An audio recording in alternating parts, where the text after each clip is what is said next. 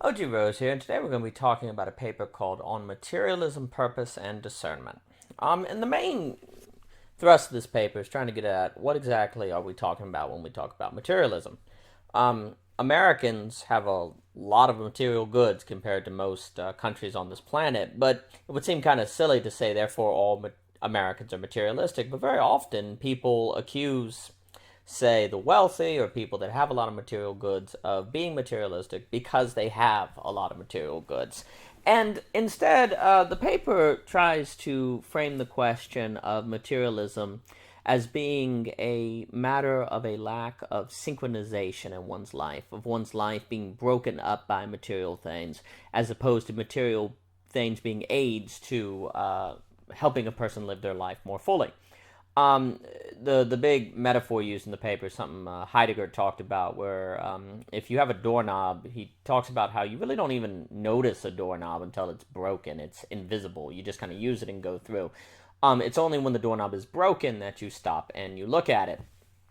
Heidegger was kind of making this example to talk about how philosophy could actually kind of mess up the life that philosophy is trying to understand precisely in order to live well, because the act of thinking about life is to not be practicing life, thus puts you in a mode engaging with life not actually as it is, and therefore philosophy had a tendency to kind of mess up its very subject that it was trying to understand. But for this paper, what we're trying to say is that one is materialistic when the things of life are visible, like a broken doorknob to us, and they're not just things that are part of a synchronized whole, like gears in a machine. But of course, then how does life become unified? And the paper argues that you'd have to have a purpose in order to have a thing toward which life can be unified. If you don't have a purpose, you don't have any unifying principle by which to make your life a whole. And therefore, without purpose, you have to be materialistic, because there are only material things that you can be toward. There's no overarching dimension that you can be toward over material goods. And so the argument is that materialism is more of a result of a lack of purpose than it is an overabundance of things. And then it also gets into how you can't necessarily just reduce.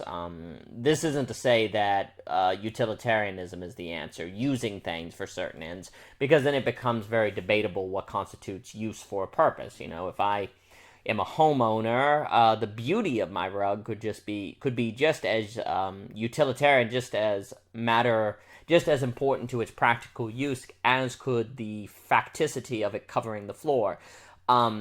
Learning, going to an art museum and appreciating the arts, if my purpose is to be a painter, could be incredibly practical. So the paper also argues that the traditional school of utilitarianism is too impoverished to explain what the paper is getting at. So anyway, the proper way to overcome materialism is not necessarily to sell everything you own, but to have a purpose to unify the things you own, and also so that you can have a standard by which to determine what you should keep, what you shouldn't keep.